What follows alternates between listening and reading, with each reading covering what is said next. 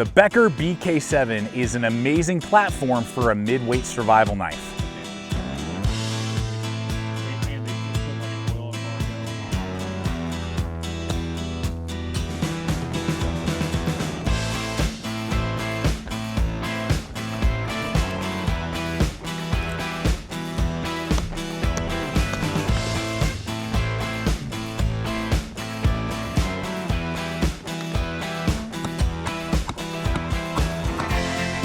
So in this video, we're not only going to discuss what the BK7 can do and whether or not it's the right midweight survival knife for you, but how to build the ultimate Becker BK7 with some extra aftermarket pieces. So let's go ahead and get to it and show you what this blade can do and what these aftermarket parts can help augment this design. All right, so right out of the gate, let's go ahead and roll in some beautiful blade footage, testing footage. This is my second BK7, had one a long time ago, used it for a while, traded it off to get other blades, and now this one is back in the collection, and I am so glad that it is. And so I'm gonna really, as I roll in some of this B-roll and just talk about, first off, why would you purchase a BK7 and why would you want to trick it out? The main thing is that the BK7, I believe, should always be in like the top 3 best mid-weight survival knives. And I say mid-weight because you can use, any knife. You can use a Mora to survive if you have to. And you can use, big machetes, Essie Hunglesses, BK9s, tops, whatever, Power Eagles. I mean, you name the knife. You can use these big, huge, massive blades for survival knives. You can use little tiny knives for survival knives. But I really believe, for me personally, a survival knife comes in at under a pound. And this guy weighs in at 13.6 ounces, the knife itself. It usually has between minimum 5 inches, maximum about 7.5 inches, and this run falls in right at 7 inches blade length. And then usually is a form of high carbon steel. You can have super steels, you can have stainless steels for survival knives, but I like high carbons a lot just because they're very easy to work with. They're really tough and durable. So that's why this knife particularly falls into that category for me of a mid-weight survival knife. It's not heavy duty, it's not lightweight. And is really kind of a do-everything knife. It's designed to be a jack-of-all-trades knife. Where you can do light chopping with it, you can do light hacking, delimbing, fall a few small trees that are about the width of your maybe bicep, if you have to. You can baton with it and baton pretty decent sized logs if need be. Do self-defense if you had to against an animal or another person, whatever it may be. And then also be able to do finer woodscraft, feather stick making a few notches, food prep if you had to. All of that, it will do all of those things well. It won't do any of those things great, and it won't suck at any of those things, but it will do all of those things well. And the K-Bar Becker BK7 really hits all of those capabilities, and that's why, first off, out of the gate, you would even want to look at a Becker BK7 in general. And we will be running up the SE6 tricked out, as well as the Jara's Turok in just a little bit to give you some competitive options for your consideration when you are thinking about those mid-weight survival knives. But let's go back to the BK7 itself and break down that knife first before we do this comparison. So now, with that said though, it's not a perfect system right out of the gate. There are some things that right away you would want to trick out and upgrade and tweak, just because it is trying to give you as much as possible and still stay under $100. These usually will go between $80 and $90. I'll have links in the description below for all this stuff, over to Blade HQ, over to Amazon, as well as AZ Welke for the sheath and all that stuff that we're about to look at here in just a little bit. And we really appreciate it when you guys do use those hyperlinks. Helps us out a ton when you guys use those hyperlinks to all the stuff that we offer to you below. But so they're trying to hit a good price point, USA made, 1095 Crovan, high carbon steel, great steel, without so they have to cut some corners basically. And so the things right out of the gate for me that have to be tweaked on a BK7 are the handles. The slick Garivery handles, they're very ergonomic, but they give you zero traction. You got to do something with those. So we're gonna look at what I did with this particular model. So now, if you've been following the channel for a while, I have several Becker knives. I've tricked them out in many different ways. I've stripped off coatings. I've done micarta handle scales. I've done Kydex sheaths, all kinds of different stuff. And you can see people doing all kinds of crazy things. And that's another nice thing about Beckers in general. You can mod the heck out of them. You can strip them. You can remove the thumb ramp if you want and grind that down. There's so many different things. This is just one of many takes that you can do, and this is probably one of the simplest and cheapest ways that you can tweak out and really get a BK7 running like it should and really be pleased with the knife. So what I use and decided to go with, instead of micarta, which I've done in the past on both my Becker BK2 and BK9, I decided to go G10, and I decided to go with VZ G10 grips. These grips will go for about $55 to $60, and what's different about these than say micarta are twofold. One, no moisture will be able to penetrate the G10.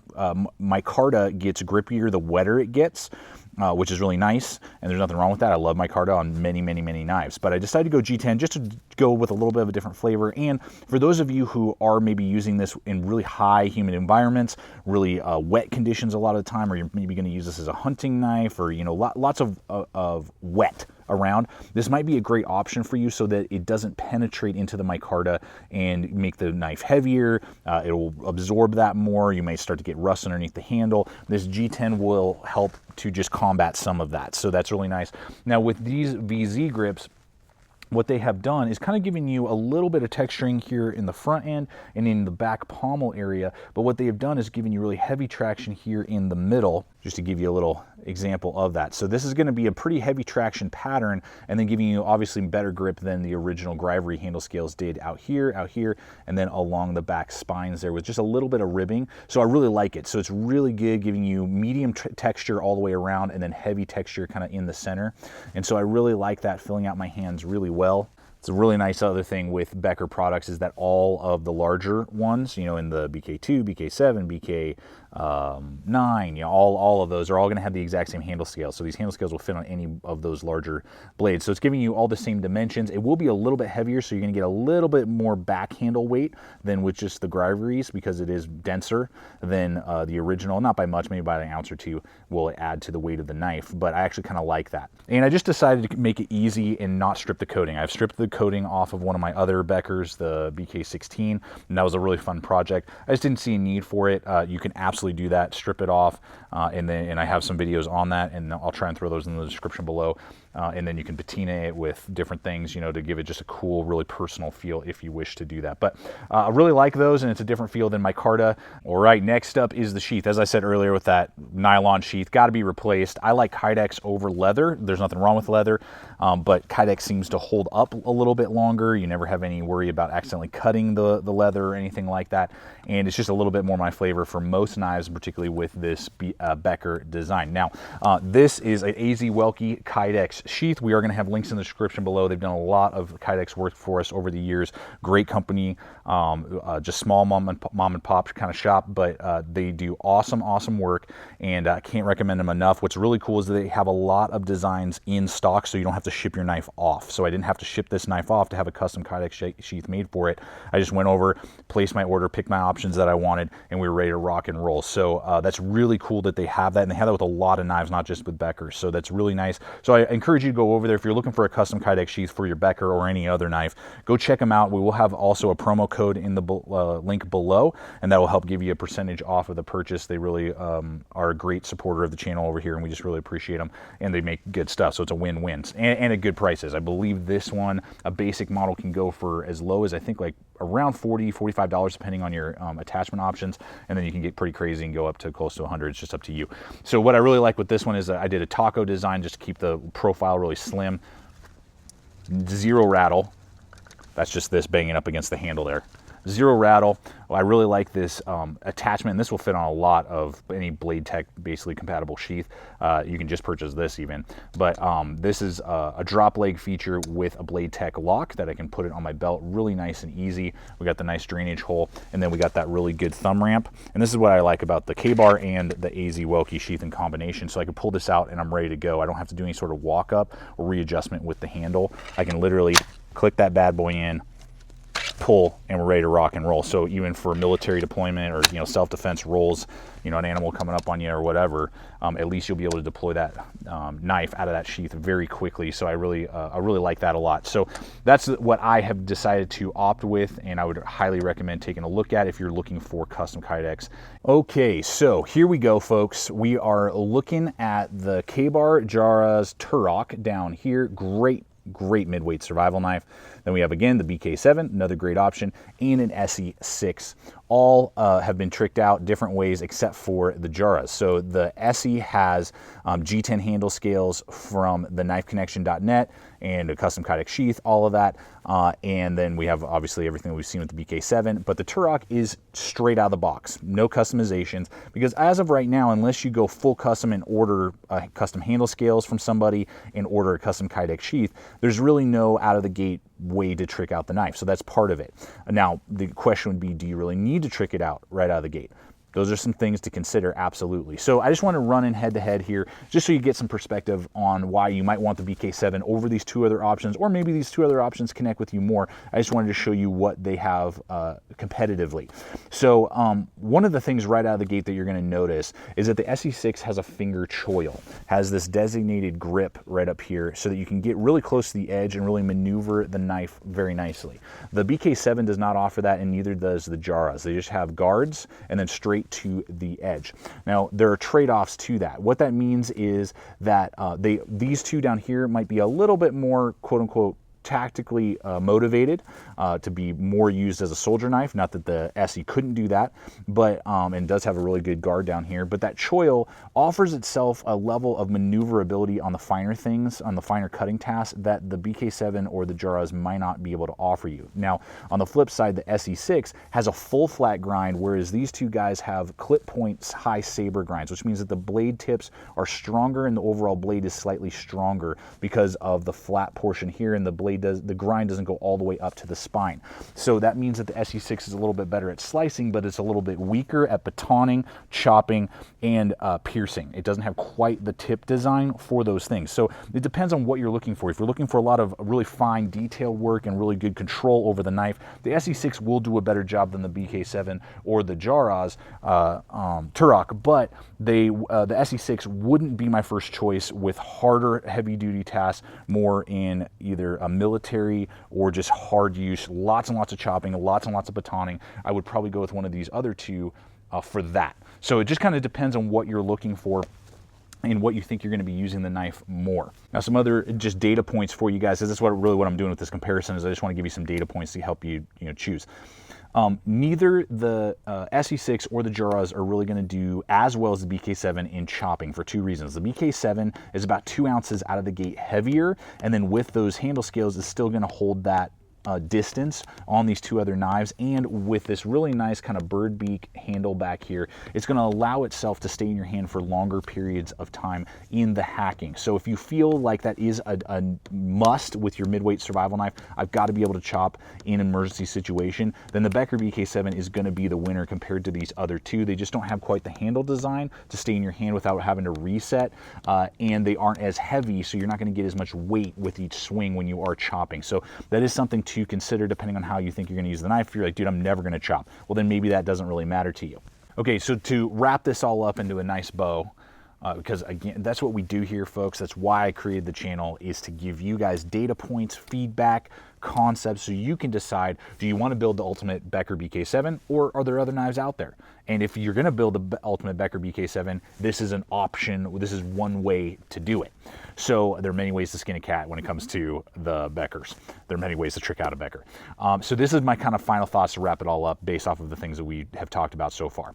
If you are looking for a knife that has the option to be upgraded, but it comes with some great options, and you want mega control, you like a lot of control over your knife, you like finger choils, well, then the obvious choice is going to be the SE6. Comes with a polymer sheath right out of the gate, good micarta handle scales. They're a little blocky, not quite as comfortable as these other two knives down here, but they are micarta, have a little bit better texture than these two do out of the box. And there's still that option to upgrade them with custom Kydex, either from the SEs I'm talking about. From AZ Welke, they have custom Kydex, or you can do the G10 handles. You can do all kinds of craziness that are available, and I'll have as many links as I can thrown below. So that's really where the SE would fall in. Then if you're maybe saying to yourself, okay, I don't really want to trick out at all. I don't want to do any sort of modifications. I don't want to have to spend any extra money, and I don't really like finger choils. And I want a midweight survival knife that definitely I could use in a military format or out in the woods and be just as comfortable and at home. Then I'm going to say it's the Jaras Turok. Obviously no finger choil. We get a little bit better texturing on these more rounded handles, so that's going to have better texturing than the stock or ivory BK sevens, and it will have better contouring than the blocky SE6 micartas out of the gate. So it has better contouring, a little bit better traction, still a polymer, no choil obviously, and it comes with a better sheath out of the box than the K-Bar does. The K-Bar has that nylon one. Again, this one has a polymer that's ambidextrous that really does hold the knife really well, and I'm very impressed with it. $80 out of the gate. You're really ready to rock and roll. But if you are willing to upgrade, if you are looking for the biggest midweight and heaviest midweight survival knife that I've really seen, and in this price range and in this capability of being able to be tweaked and customized like you would want, well then that is where the BK7 still is king. Because when I do put these G10 handles or micarta handles on them, I prefer it over the feeling of the Jaraz Turok, and this AZ Welke Kydex is going to give me more options, be a better fit and finish, and better feel overall than the stock Jaraz Sheath. So if you are wanting that capability without a finger choil as well, and not having to have a finger choil, so this one will out chop both of these, this one will out baton both of these because it has a longer blade, it's a little heavier, and you're still going to have decent control over the knife. So that's really where all three of these fit in, depending on what you are looking for. Basically, all tricked out, the Becker BK7 will be able to do will be able to carry the heaviest load. It's the biggest bulldozer of the bunch, if that makes sense. So I hope that this video and this portion particularly has just helped you break down, is the Becker BK7 the right ultimate blade to build out for you, and these options, are these the right options to go with, or there's other stuff out there that you might be interested in, or is it one of these two other blades? That's what we always want to do here at the channel. Well, there you have it, folks. I hope this video has helped you decide whether or not the Becker BK7 is the right ultimate tool for you or not, and how to trick it out so that you'll love every minute of it when you're out in the woods. So thank you so much for coming over here today and checking out the channel. Please subscribe, comment, like, share this video. Love to hear you guys' thoughts. Any questions that you have, I'll answer in the comments below. Check us out on all the relevant social media as well. It's a great way to see what's up and coming. If you're a current subscriber, you are awesome. Thank you so much for your continued support. If you're new to the Giddings Tactical channel and to these videos, I'd invite you to please subscribe and become part of the GT family. We're throwing up videos like this every single week. And finally, guys, always remember, stay equipped, stay prepared. I'll see you out there.